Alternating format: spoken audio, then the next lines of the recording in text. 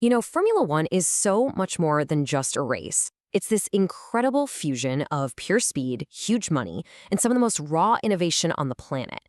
But the high-tech machines we see today, they are a completely different species from where this all started.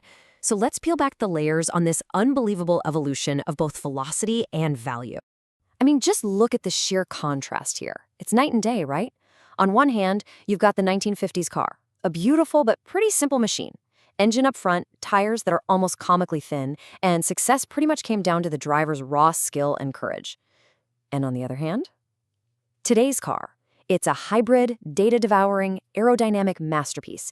It's literally a laboratory on wheels. This is the incredible transformation we're about to unpack. So let's rewind. In the very beginning, this wasn't about big business at all. The early days were fueled by a pure passion for motorsport and, a healthy dose of national pride. The car was a vehicle for glory, not a product for some global market. But that passion, it was a catalyst for non-stop innovation. The 50s gave us the championship itself, but the 60s brought this revolutionary shift in engineering, moving the engine to the rear of the car. Huge deal for better balance and agility. Then the 70s came along, and with them, the dawn of aerodynamics. All of a sudden, wings weren't just for airplanes anymore. By flipping them upside down, they created what's called downforce. It's like an invisible hand pushing the car onto the track, letting it take corners at unbelievable speeds. And this right here is where the entire story pivots. As the cars got faster and the whole spectacle got bigger, something else happened. The world started watching. And brands took notice. They saw this blur of color and speed and realized it was the most dynamic billboard on Earth. This was the exact moment Formula One started its transformation from a pure sport into a commercial powerhouse. That injection of money and commercial interest, well, it fueled what came next, the age of extremes. If the early years were about finding speed, the 1980s were about unleashing it in the most untamed, most powerful, and frankly, the most dangerous way possible. Over 1,000 horsepower. Just let that number sink in. These turbocharged engines were absolute monsters, so ridiculously powerful for their lightweight chassis that they became the stuff of legend. Drivers weren't just racing cars, they were trying to tame wild beasts on the absolute ragged edge of control. Now, this insane power had a predictable and very expensive consequence: a full-blown technology arms race. To even think about competing, you now needed a massive budget. Development costs just skyrocketed, and it created this huge gap between the wealthy factory teams and the smaller guys. This whole cycle was fed by expanding global television rights, which just poured even more money into the very system that demanded it. But this extreme speed came at a tragic price. The 1990s served as a sobering, devastating reality check for the sport. After a series of horrific accidents, Formula One was forced to confront the dangers it had created. It was a crucial turning point where all that engineering genius was redirected from the pursuit of pure speed to the absolute necessity of preserving human life.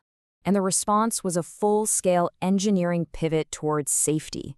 F1 engineers pioneered the use of these incredibly strong yet impossibly light carbon fiber chassis called monocoques, which basically acted as a survival cell for the driver.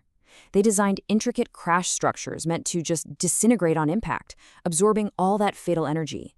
And they started using powerful computer simulations to predict and engineer out failures before they could ever happen on the track. This intense focus on safety and data-driven technology really set the stage for the modern era.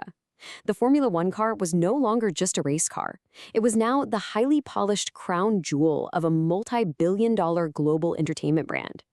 This new era brought another fundamental shift in philosophy.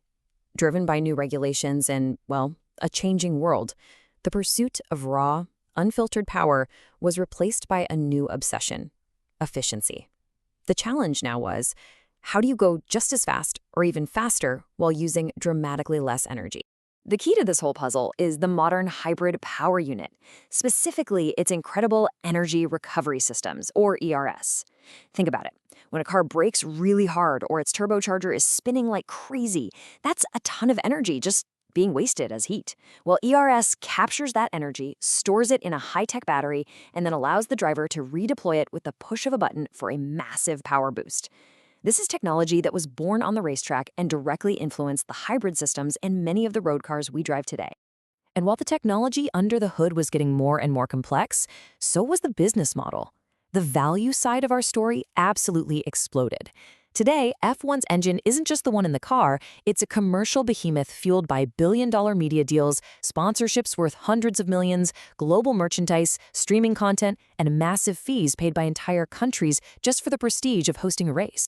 So, this incredible journey brings us right up to the present day, and it begs the question, what's next? Where does the future of speed even go from here? It's really a staggering transformation when you think about it. What began with just a few brave drivers wrestling simple machines has evolved into one of the most technologically advanced and commercially powerful industries on the entire planet, all built on that simple, primal desire to just be the fastest.